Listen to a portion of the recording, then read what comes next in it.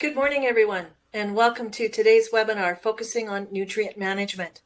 I'm Laura Rance, Vice President of Content for Glacier FarmMedia, and I'm joined here today with my colleague, Kari Belanger, who's editor of Grainews, and our speaker, Dr. Mario Tenuta.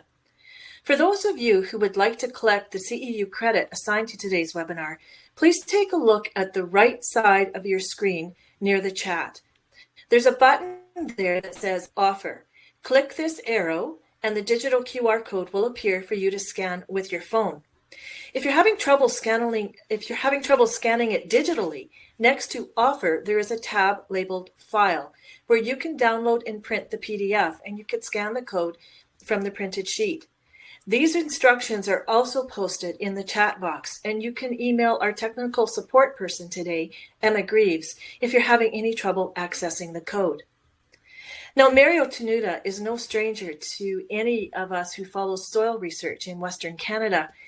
In addition to his role as Professor of Applied Soil Ecology at the University of Manitoba, Dr. Tenuta has recently taken on a new assignment. In September, he was named the National Science and Engineering Research Council, Western Grains Research Foundation, Fertilizer Canada Industrial Research Chair in 4R Nutrient Management. The goal of this program is to advance research in 4R nutrient management practices here on the prairies. When we discussed what topic he might address today, our discussion quickly turned to the important but often underappreciated role that fertilizer rates play in nutrient management. So here is his presentation, which will be followed by a live question period. Thank you, Laura. I'm very pleased to be here with you and all your attendees in the great wide internet there.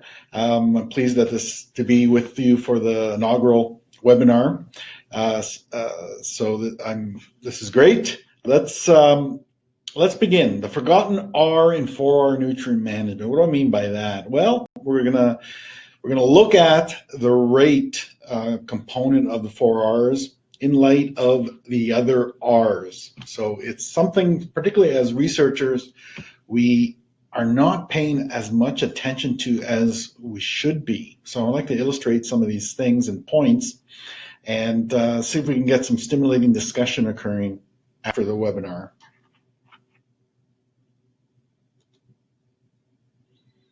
Well, fertilizer.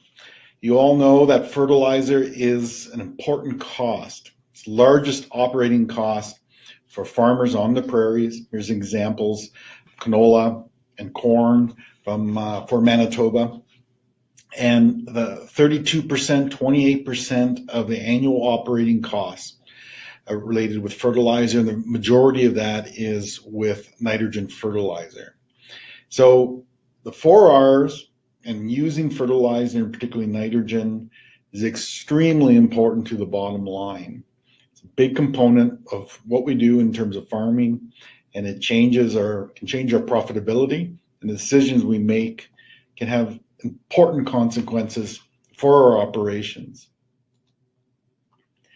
And one thing that is very striking is that we are more and more reliant on increasing rates of nitrogen. So here's some historical data going back to somewhere around 1995 for major field crops in Manitoba. And the rate of nitrogen that's used per acre, the rates then are is a lot better. And as a result, that yield requires nitrogen. And do a projection. Let's say we project to the end of this century. The projection is going to be take something that's needing lots of nitrogen, like canola or corn. We're going to be well into the 200 pounds per acre for canola and in the 300s for grain corn. So do we think we're going to be putting that much nitrogen on our fields then? I doubt it. Because there's consequences to adding nutrients to our soil, such as nitrogen, and that some of it will leak into the environment. And the higher the rates we put on, the more chance of that occurring. So I'm seeing this really become important, particularly in the use of the 4Rs and how we use the 4Rs to deal with fine-tuning our rates for our crops. We don't want to shortchange our crops. We want the yields, we want the profitability to keep improving. We don't want our rates or how we use nitrogen to limit that growth. So that's what we're doing now, and I'm hoping it's just the beginning to keep tackling this important question of getting better use of our nitrogen and making sure that we're not strangled in a stranglehold between environmental consequences and the agronomics of requiring nitrogen. We don't want to be shortchanging our crops. The 4Rs comes in here, where the rate, source, placement, and timing are important considerations. I call this a framework. It's not a recipe. It's not saying thou shalt do this all the time. That's not the idea with the 4Rs. It's a framework to consider those 4 components and have some flexibility to make decisions sometimes on the fly in terms of what your weather conditions are, availability of equipment, and pressing needs that we have on our operations. So we hear a lot about source, so the type of fertilizers, and we're going to be talking quite a bit about that today. Placement, you have options of where to put your nitrogen fertilizer, when to put it on. We consider these, but rates, sometimes we just go with what we've done in the past, or just keep slowly adding a little bit more year after year. And so let's try to consider how we have to think about these in conjunction with each other. It's not hard to be subject to transformations, and what we really want is that nitrogen to get into that crop. Here it's a cartoony corn plant, a corny plant, and here, let's take this box here with the fertilizers, urea 4600, add the urea, it'll go into an ammonium pool in soil, and then from there it can go in various directions, and primarily it'll go to nitrification, to nitrate, and be taken up by our crop plant. It can go into soil organic matter to help build soil organic matter. It's very important. The organic matter can be decomposed and mineralized to ammonium and then go into the crop as well that way. So we have this nice little cycle here. It's excellent, it's phenomenal. I've devoted my career to looking at this, and many others around the world have as well. And this is the easy part in terms of conceptualizing. The challenge becomes we have losses.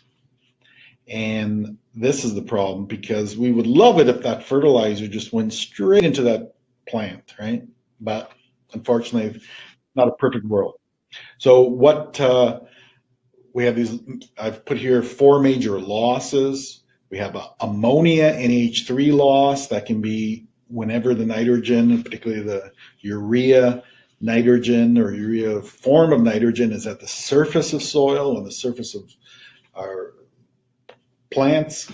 It can have an opportunity to go as a gas, as ammonia, to the atmosphere, and it can be a very considerable loss of nitrogen, of pounds to sometimes even more than like tens of pounds. That's one avenue of loss. Another is as other forms of gases, nitrous oxide or N2O, which is greenhouse gas. You've heard a lot about this. It's a culprit component of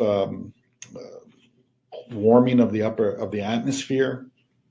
And it's just the tip of the iceberg because N2O is probably a smaller fraction than the other gas that's released, and that it's a benign gas, and it's mostly around us. It's nitrogen gas, but the two N2O and nitrogen gas can be lost through denitrification, and that can be economically important where we can have lots. N2O alone is just a small, tiny fraction of the N that's lost, or what we add that is lost. And N2O can also go off as N2O through nitrification, which we need that to get our nitrogen and nitrate to get into our crops. And the last is leaching. We don't think about this very much on the prairies because so much of the prairies, in effect, is water deficit for a good portion of the growing season. So we don't think of that much. But more in the subhumid areas of the prairies, like where I am, well, we have clay soils here, but there are areas where we have light textured soils, and we can have nitrate that can be lost. So the 4 Rs really is to help us mitigate these losses and get that nitrogen that we've spent time, care, and love getting to the soil and paying for it into our crop. Now, it can be very confusing. Here's a little cartoon: the right place, wrong time. Oh, but it's the wrong place, the right time. Depends on the situation. Okay, so it's something that in terms of with 4 Rs, it's something that won't be mastered, never be mastered. It's always going to be changing and improving, and how we use the 4 Rs is always going to be changing and for the better. And our research is going to get, I'm hoping, become more and more useful and really fine-tune and get us using nitrogen better. So one of the big things that really has blossomed over the last few years is the market availability of nitrogen fertilizers, specialty nitrogen fertilizers, or referred to as enhanced efficiency nitrogen fertilizers. It's really fantastic to see this. This really is a good innovation and good business, but also involved with that is the idea of trying to reduce losses of nitrogen. And so farmers are embracing some of these products, and these products can have a particular time and place to be used. And here I'm giving you an example of stabilized nitrogen fertilizers, urease inhibitors, So products that have additive that will block the urease enzyme, so preventing quick release of our urea-based nitrogen fertilizers to go off as ammonia.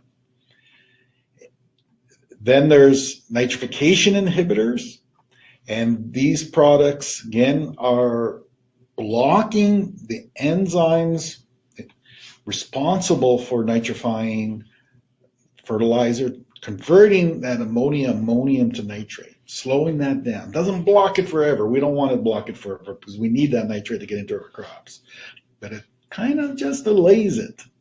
And that's good enough sometimes to let the crop get an advantage, to get bigger and start really getting to the point of where there's nitrogen demand by those roots, and then the nitrification inhibitors kind of lost its potency, and the nitrate starts to build up as the bacteria kick in gear again. Okay, and then you can have combinations of these in terms of urease and nitrification inhibitors into a product, and these can have a particular use as well in terms of reducing losses.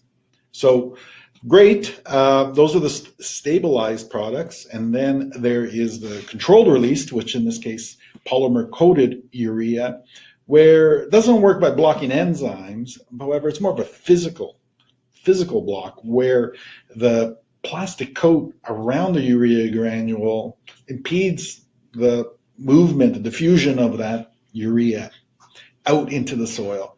So it needs to kind of bleed through that coating, that plastic coating. There's holes in there, and water in terms of soil moisture will improve how it diffuses through those pores in that plastic getting into the soil.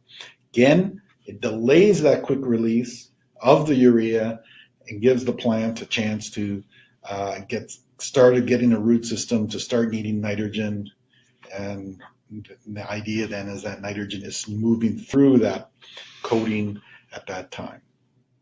So this is wonderful, and there's products coming on to the market, and we're researching all the time. So this is a really interesting area to watch develop over time. Pretty excited by it. Now let me give you an example of using these products. And here I'm just giving you generalized response curves to nitrogen addition rates for grain corn in Manitoba in 2018, 2019, around the Carmen area. And I'll just give you an example here. This is at pre-plant incorporation of urea, polymer-coated urea, and a double inhibitor urea product. And here's the ESN response. In 2018, it was the lowest. However, we applied the ESN alone. In terms of the treatment for ESN, was just ESN alone. And I did that, I would say now by mistake, because I was focusing on doing an environmental study on N2O, and we do that for N2O, just put ESN alone. But for an agronomic study, that's not good, because we know that we should be blending the ESN with a little bit of urea to give a little bit of a quick start in terms of nitrogen availability to our crops. In 2019, we did that exactly. We blended some urea with the ESN, and there we see that the blend performs as good, and if not better, than the urea, straight standard urea. So how we use these products is very important, but I also want to show you that there is variability. The curves of where the height in terms of where they max out in terms of yield is a bit different. How quickly they rise and level off varies. I'm going to show you more response curves like this. It complicates things. It really makes things a bit more complicated. It makes it exciting to do research, but very complicated to provide guidance to you and for you to take conclusions away from. So we're gonna try to work through this a little bit. Now here's an example, again with grain corn. Now this is with the placement of in-season UAN. And we have surface dribble, a shallow side dress, or a deep side dress of UAN. And I'm showing you here in the line the response to the deep side dress in 2018. All the treatments were very similar in 2018, but look in 2019. The deep side dress didn't fare as well in terms of yield response as the surface or the shallow. Okay, I don't know exactly why. Both years were fairly dry years in terms of growing season moisture. May have something to do with it. I'm surprised that the deep wouldn't be better under dry conditions, right? This is the sort of thing that we need to deal with in terms of the responses, and particularly when we're looking at the rates of nitrogen. These are all different rates of nitrogen that are added in season. The results aren't clear, okay? It's not like saying, okay, I just did one nitrogen rate and I want to know which treatment was better. No. It's not the idea here. We're saying, what is the response of the crop, in terms of this case yield, at different rates? Does the rate change? The beneficial rate or the most optimum rate, does it change depending on my management practice or my implementation of 4Rs, okay? So we're not going to answer that by doing a one-off study looking at 1 year or even 2 years. We're going to need a lot of years to be able to determine this. And I'm going to show you a little bit later. We're talking about just fractions of changes in yield that can change profitability. And we need more than just one-off studies. So it's a little bit of a plug to a reinvigoration of agronomic studies, and particularly nitrogen response curves and fertility studies. So if we look at the environmental benefit of using these products, it's really clear. It's crystal clear, actually, that these products are work in reducing losses. Here's an example of N2O, and we have different enhanced efficiency fertilizer products, and Super U, which is a double inhibitor, and Entrench, which is a sole nitrification inhibitor, dramatically reducing N2O emissions. And no matter how we slice the emissions in terms of different ways of presenting them, it is a reduction, 50 to 70% reduction of N2O. Just fantastic. Doesn't happen every year in years where there's more loss in terms of N2O, or in other words, when it's wetter, we see these products really benefit. But here's an example, crystal clear, of benefit in terms of N2O reduction. This is data in Manitoba and Saskatchewan. And it was for spring wheat. Oh, I keep using my mouse the wrong way. And here is another example of N2O impact, the benefits of using 4R. In this case, by looking at placement, okay, where we have incorporated urea, side-banded urea, or mid-row urea with wheat, spring wheat, and the N2O emissions decrease from incorporated as being the highest, side row to mid-row banded, decreasing. And if we add as a mid-row band of ESN, even less N2O. And if we do Super U, that double inhibitor, even less. It's fantastic. And it's just 2 different years, but same pattern, exact same pattern. This or 2 sites, this site had more loss than there, but the same pattern. It's incredible. I love the environmental research because it's much more clearer than the agronomic. Okay, and I'll show you. I wish we could get always agronomic yield responses with products or practices as clearly as we get with the reduction in terms of losses. Another example, in terms of expressing N2O emissions as relative to yield, grain yield, and this was for canola, and the highest in terms of losses relative to yield was urea shallow banded, but the Super U in incorporated, side banded, or in terms of shallow banded or deep banded, was the best in terms of reducing N2O emissions. So very clear in this case, combo of placement and the enhanced efficient fertilizer to reducing N2O emissions. Another example in terms of with losses, this case ammonia. And, this is fantastic, looking at ammonia coming off the surface of soil, where we have progress of ammonia that's trapped. And you can see that with the urea added to the surface of the soil, quickly comes off, and then we've lost as much as we're going to lose come end of June. But if we put down Super U, the dramatic early season reductions here, very much dramatic. I'm thinking here that this increase at the end here is probably more from our methodology, because we have to cover the soil to trap the gas and so forth, and probably doesn't give a chance for rain to soak it in completely. So I don't think that it would happen outside in a field to get this rise later on at this late in the season.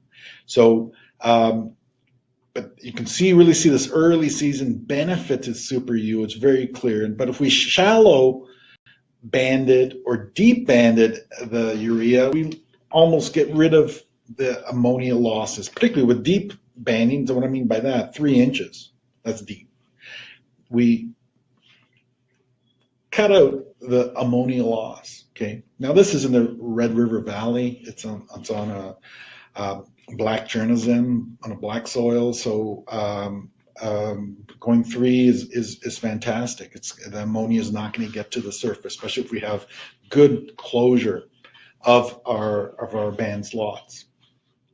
So, and when we look at super U at shallow banded or shallow urea, we really don't need to add the enhanced efficiency fertilizer to reduce the ammonia loss in this case.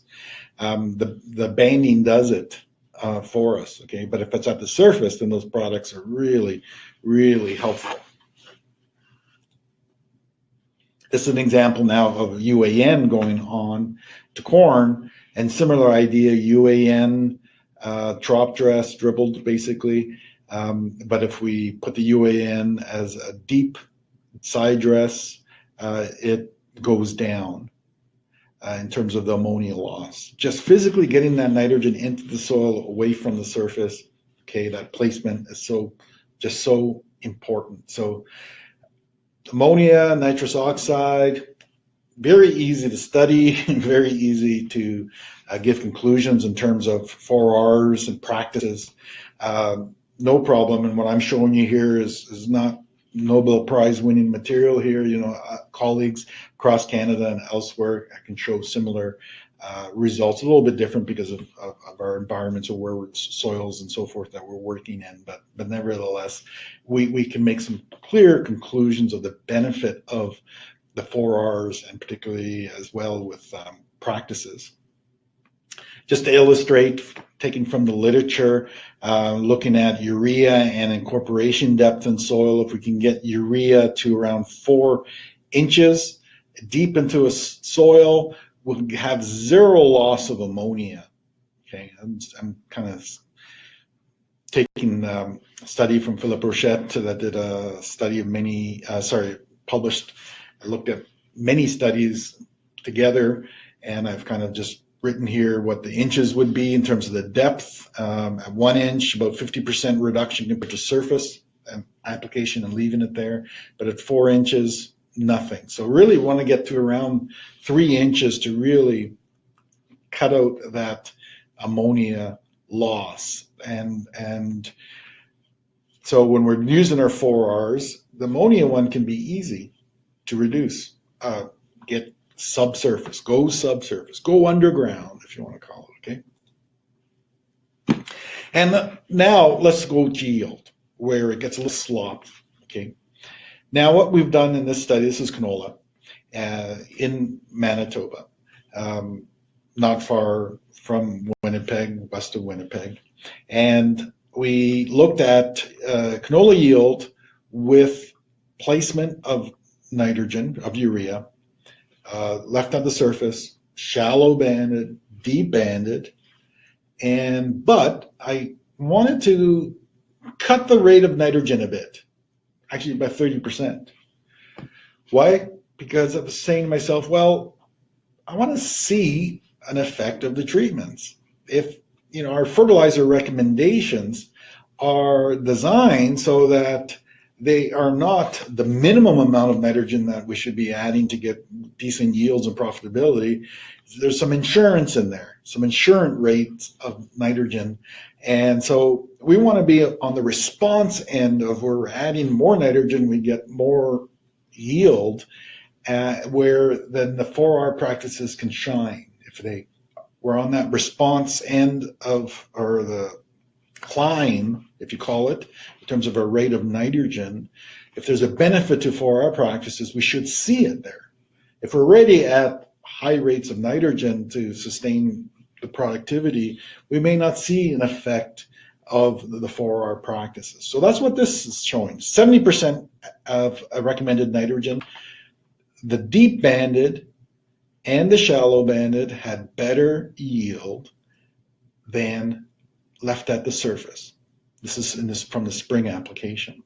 Okay, interesting. It's actually, you can even see there's a pattern here. It's not significant between the shallow and the deep, but there's this pattern of getting better. Okay, that's wonderful. That's a 70%. But let's look to, we do the recommended from the soil fertility guide. Okay, what John Hurds is recommending based on the fertility guide, and nothing, no difference. And that's because the benefit of the placement is small, and we're at high enough rates of nitrogen that we don't want, the farmer doesn't want, you don't want see the subtlety effects of small rainfall or the placement of the fertilizer. It's that they're designed, that these rates are designed for recommendations so that the broadest range of possible fields or farmers will get good responses. Okay, so at 100% we see no effect because we're above the optimum for nitrogen, but at 70% where we short it, we do see the 4R benefit. So what's the bottom line here? Could we, if we go to deep banding, could we be dropping or changing our rates of nitrogen and not harm our crop? It's, from here is looking at it's more efficient to deep band than to surface. But if you add at the recommended rate, it doesn't matter what the heck you do. So could we maybe consider changing this rate for the deep band and taking advantage of the fact that we're doing a good practice? And we're doing a good practice, we're reducing those losses, we're getting more into the crop. Shouldn't we then think about changing our rate? Results from a graduate student of Don Flayton's, Lanny Gardner. So this is with green corn. And what I want to just show you here is these are different sites, farm fields, and the nitrogen response in terms of yield for the grain corn, and the stars are the maximum return to nitrogen additions. And their stars are all over the place. So when we have a recommendation that would be, let's say, for in the fertility guide or something, well, it's going to be placing your recommendation around on the high end over here, so that we don't want to be shortchanging some of these fields. Okay, so these high fields here, we need to get them in on the curve for the recommendation. If we go over here, we're going to be dropping a lot of yield, leaving it in the field, right? So our recommendations are they're designed to be on the higher end to encompass more fields and get the response from more fields. So when we're looking at 4R practices, when you're altering your 4R practices, you need to be thinking about, well, what should I be doing for rates here? Okay, the recommendations for the rates are designed to kind of give insurance to weather changes, practices that may be different between farmers. Okay, so I think you need to tailor your rates based on your 4R use and the weather, of course, and your soil and so forth. Now let me give you an example. This is stuff here that's given me lots of grief from because it got into the media, and then we did a study. We were asked to do a study adding fall broadcast urea, leaving at the surface and comparing it to spring for canola. This was done around the Carmen area in the Red River Valley on the black soil, and very poor results for the surface. It didn't matter if we used enhanced efficiency fertilizers or not. And very interesting. I wasn't surprised by this because it's in the literature. Studies have been shown for us in Manitoba that the fall applications are not as great as spring applications.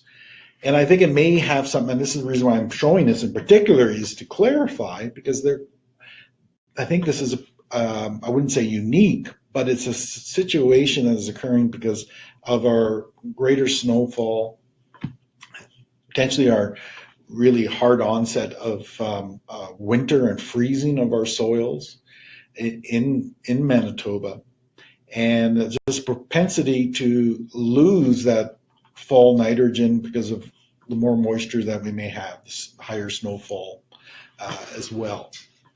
And so in this study, we added the nitrogen fairly late, so towards the end of October. So didn't have a chance to get in the ground, soak in, and there's snowfall, and it was, I think it was basically lost when it came to spring melt.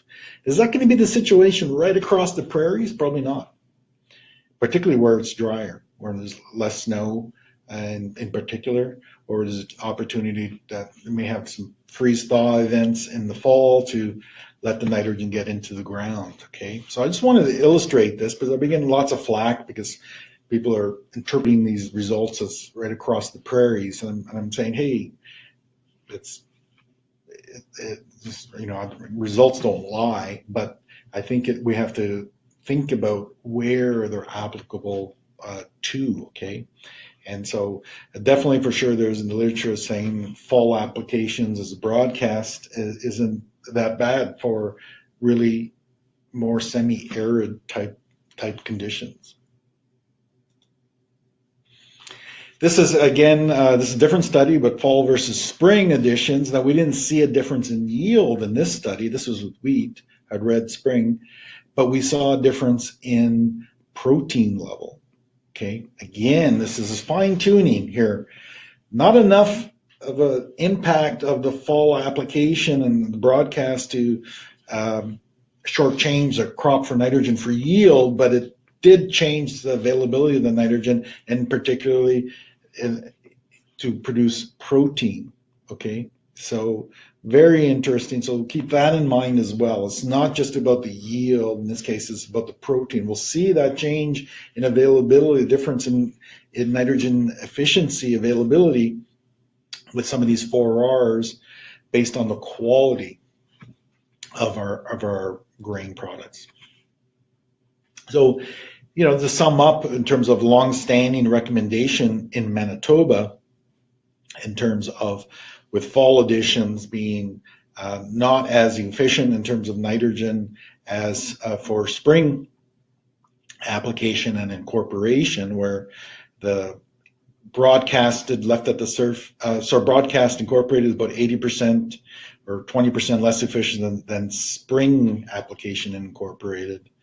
Fall banded bumps it up in terms of being on par with spring broadcast, but if we do spring banding, we get a bonus or 20% extra use of the nitrogen.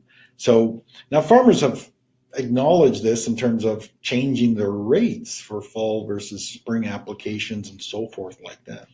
So that's been used. Now I'm trying to say, well, let's think about now with the 4Rs. If I'm using the 4Rs, particularly in a situation like this, the 80, 100, 120, does it change? We need to get that research out there to be looking at that. Okay, now how I want to close this off is by looking at some numbers. I'm not a financial economic guy, but I wanted to do something different. I've been marking and going crazy lately, and I wanted to do something, think outside the box here. I wanted to and present something new for you that I haven't presented before or thought about. And I want to put in context the nitrogen use, the 4Rs, and particularly in case of enhanced efficiency fertilizer products. And here I'm illustrating urease treated urea. That's a typo. It should be urease treated urea, double inhibitor urea, and polymer coated urea. Giving you some, and this is based on real life data we have on the cost of these products in dollars per pound of nitrogen. There is a premium to these products. That's to be expected. Okay, and this is the case for canola, where I'm setting canola at a price of $12.70 a bushel, and assuming that there's 130 pounds of nitrogen added per acre to grow canola. And what's the cost of the fertilizer? Well, at 130 pounds, the cost goes from 61 for the conventional urea, and it goes higher with the enhanced efficiency fertilizers. Well, what's the dollars per acre extra? anywhere from $9 to almost $16 an acre more. Well, what's the yield that a farmer should expect in terms of a benefit in yield for using these products to what I'm referring to as a break-even point, or the BEP point, okay? The BEP. And it's from just below 1 bushel to 1.25 bushel to pay off for the premium on those fertilizers. So if you're using these products or 4Rs that's costing you, think about what the benefit is in terms of your bushels and your payoff. So I'm going to show this for canola, and the next we're going to also do it for wheat as well. Now let's keep exploring this. That's what's the BEP for the rate of nitrogen, and for conventional urea, again, keeping it at 130 pounds per N per acre. And what is and here's the cost for the fertilizer. To maintain $61 in terms of cost of the fertilizer, we have to reduce the rate of nitrogen for these enhanced efficiency fertilizers so that we keep our costs the same. So in other words, assuming that there's no yield improvement, if we're using these products, we're going to break even to using just urea, we're going to need to reduce the rate of the products. You know, the previous slide was just a bushel in terms of yield difference to get a BEP. But now, what are we're talking here, 25 pounds of nitrogen. So that's interesting. It's quite dramatic here to keep that cost the same. So, you know, this is going to be a lot easier to achieve to get your BEP than to be dropping your nitrogen rates. Most farmers would be very antsy about reducing their N rates by 20%. I don't know too many that would say, yep, I'm going to do that, right? But that's, in terms of break-even point, that's what's going on here. That's needed. So you need to decide, what is it going to be? Is it my rates going to change? Or am I getting yield changes to pay for my 4Rs? Okay.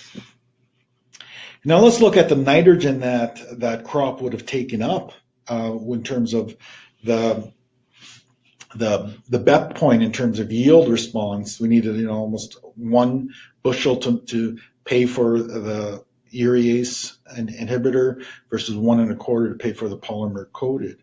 Well, that nitrogen uptake, assuming 3.25 pounds of N per bushel, is 2 to 4 pounds an acre more of nitrogen that is taken up. It's not a huge amount of nitrogen that has gone up. That's only 2 to 3% of the added fertilizer nitrogen that is added. That to me seems reasonable, that it's not a huge demand, and our rates are probably, recommendation rates have enough insurance in there that that's going to be fine. I mean, I'm not going to be shortchanging. I'm not probably going to have to increase my rates of my products that I'm using because I'm getting more yield. Okay, so this just, I think, I'm just illustrate here that you don't need to bump up the rate of the nitrogen likely with these products if we're looking at these modest yield increases. Now let's look at wheat. Very different in terms of value for wheat and nitrogen rates at 100 pounds, assuming 100 pounds of nitrogen and 680 a bushel.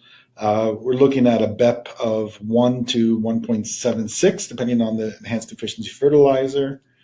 And in terms of the fertilizer cost at $47 an acre for the urea, we're looking going from 100 to 80 pounds in terms of 20-pound reduction to get that break even if we don't have a yield change with our practice here.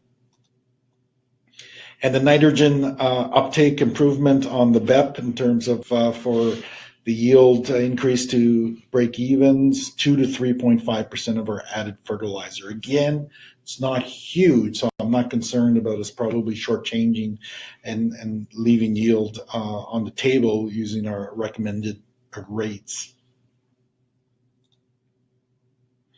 Now let's do this little bit of a thought exercise here. So work with me on this. If yield increases, so if our yield increases, but our rates of nitrogen don't, then there's two things that need to have happened out in our field in terms of nitrogen.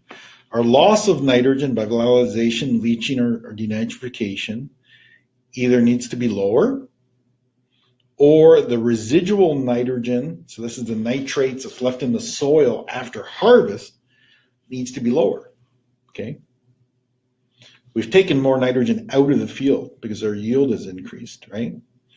Well, where does that nitrogen is going to have an impact? Either the losses were lower, and you're not going to be able to measure those, unfortunately, but you are going to be able to measure the residual nitrogen. So this is my point here. You do have one of these two options here to kind of meter and check your 4Rs, so what's going on in terms of those practices. You can actually get at a little bit of a mechanism of how these 4Rs are working for you.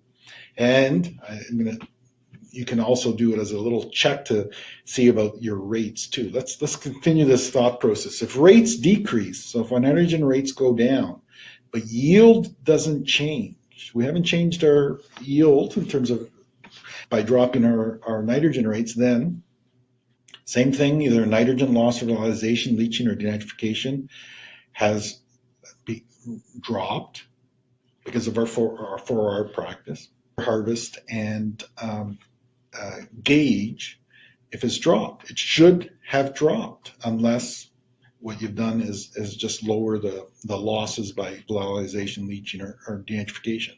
But if you measure the nitrate, you could do a little check on that and figure out if that's the case. Is it just you're just not carrying over as much nitrogen because you put it into the crop, which could be a good thing, or is it you don't see anything in the change in your nitrate in the soils, and therefore it's actually impacting, you're benefiting a reduction in loss of the nitrogen. If the rates and the yield are exactly the same with your 4R practices, then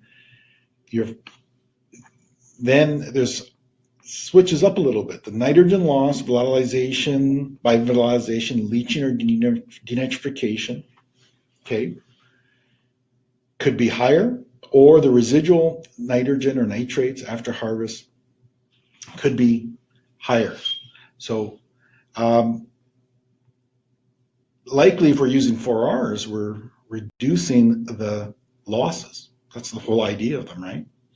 So we're using 4Rs, but we don't change our rates and we don't change our yield. We should be looking for higher residual nitrates. You can use that as a tool. If you see high nitrates, you can then say, hey, well, maybe let's do some adjustment here.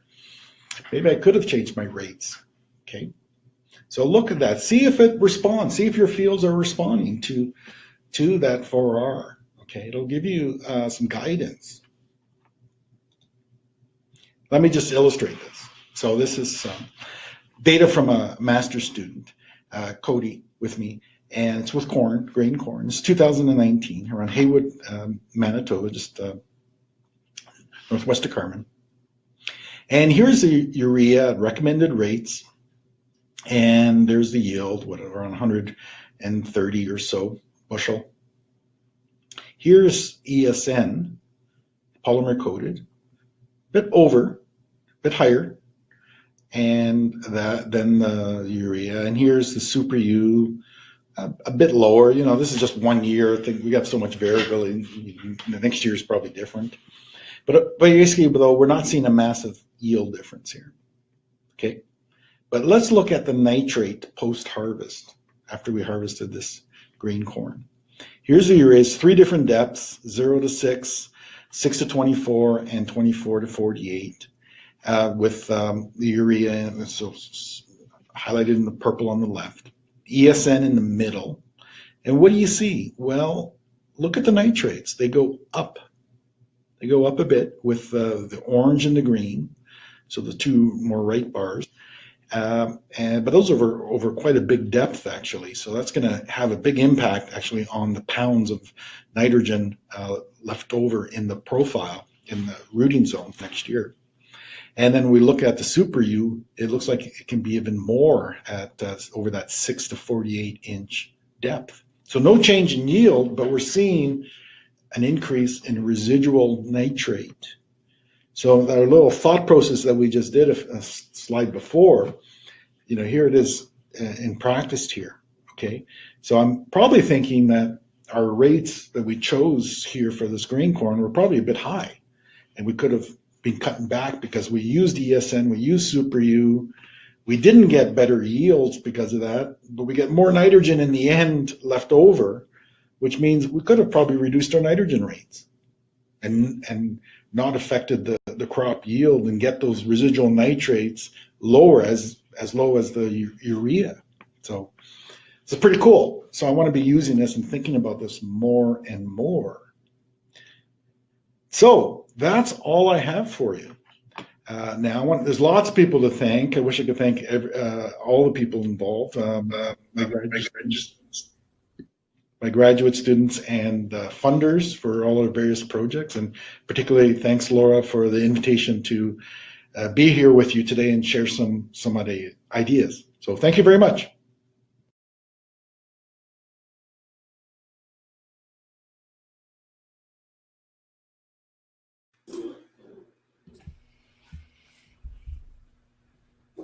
So thank you so much, Dr. Tenuta, for that excellent presentation.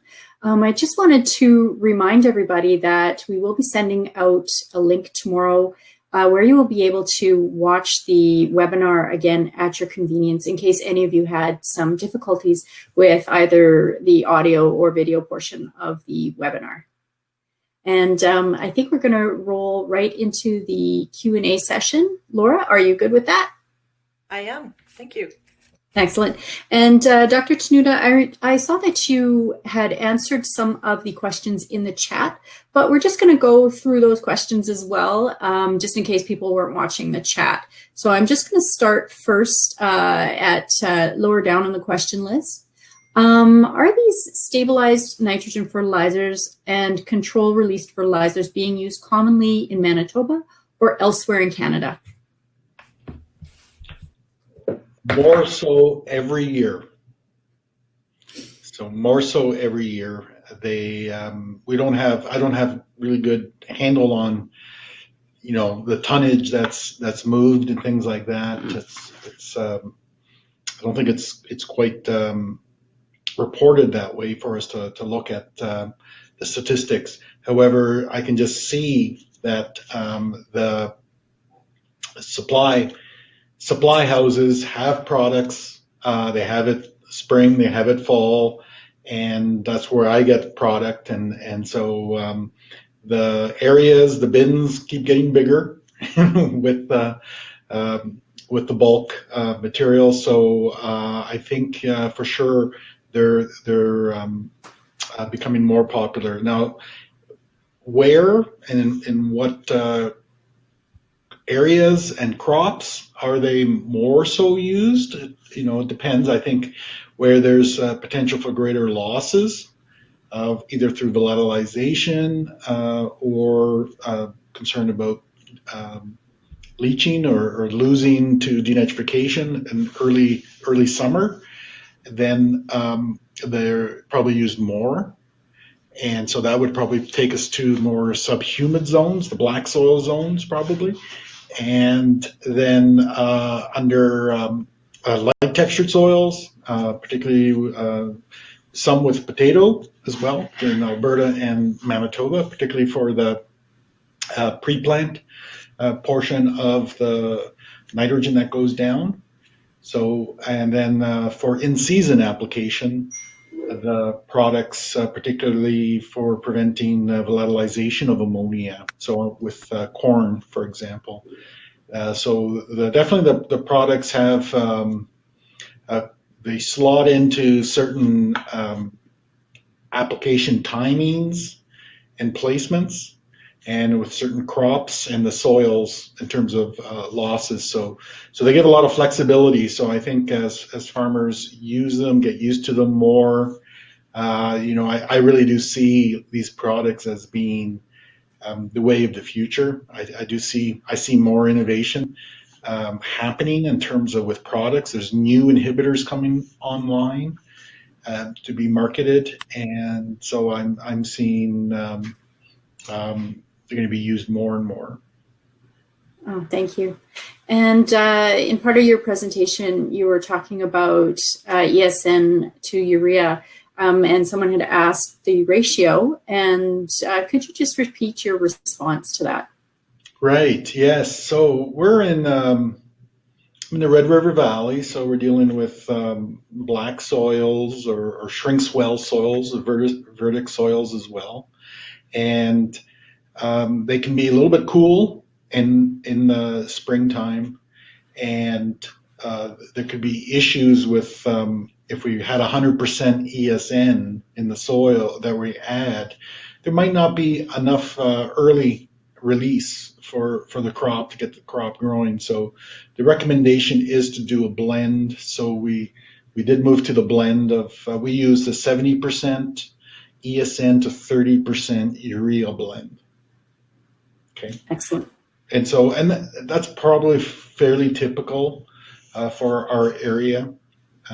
Yes, I'm not sure if I mentioned it. I forget what I said in the webinar, but when we do the environmental studies, we like to do 100% of the product, so that way we know we can give a coefficient to the benefit of the product. But when you do an agronomic study, you need to pay a bit more attention to getting that crop growing and well. So it is important to give some early season availability in the soil, especially if we're going into the crop season with low residual nitrogen. And often in my studies, we choose soils that have low residual nitrogen, so we do get a crop response. So that early season, and we often need to provide that in our trials. Yeah, that's important information. Now, someone had asked you about the deep band versus the shallow side dress, and that's probably an important point to go over as well. Yeah, what is deep and what is shallow varies, right? Depends on the soil in terms of if you're dealing with a light or a heavy soil, and what equipment the producer has available. So our shallow was about 1/4 of an inch to 1 inch. Of course, you can't get a bang on it. There's a bit of wobble. And the deep is about 3 inches. We really can't go deeper than that with our clay soils that we do a lot of these trials on. So I consider 3 inches as deep, and for the clays. Yeah. Thank you. And here's one about soils. When deep banding, if packed or not packed, does it change the depth required to eliminate urea losses? Yeah, so this is an interesting one, and again, depends on the soil. So that I would say the soil texture, type of soil we're dealing with, the amount of organic matter in the soil, and the shrink swell properties and the moisture content at the time of application. So, kind of some rules of thumb is go deeper under dry soil, and then see the band, look at the band, and see if there is coverage of the band. Oftentimes, you don't have to do anything in terms of covering. The slot area of the soil will fill in. However, on our soils here and others that have clay soils, it can be a challenge, because especially if we were under wet conditions and then it starts to dry, it may look fantastic in terms of coverage or closure. We use a press wheel, That's what we tend to use, and that seems to work on these clays. But if we start going through a drying phase on the clays, that slot will just crack and open up, and it can happen very fast depending if it's really dry and windy. Then we can get that cracking showing up within days, and so that's always my biggest worry when that happens in our soil. So if you can go deeper, that would be better. But it's a challenge on the clays. So that's a scenario that I worry the most about. So from the data that I was showing there, from the meta-analysis that Rochette had done, and I kind of translated to make agronomic sense, 4 inches basically would be deep enough that probably even in a clay, if it starts to crack, you've probably had it protected for long enough by the time the crack gets to 4 inches. So, but that, I talk to farmers, they say that takes a lot, slows them down, and a lot of fuel to do that, and then there may be too much disturbance as well. So the 4 inches is extremely challenging to get to. But when you have a clays, decent moisture, organic matter in the soil, like we have in the black zones anyway, that is going to really help to reduce the ammonia volatilization. So the 3 inches, I'm pretty comfortable with, unless we have these crazy situations where the cracks form immediately after the application. Right. Here's another one. Do you think consumers would pay us to use the urease inhibitors and polymers? They obviously work in reducing greenhouse gases. Thought you'd like that one.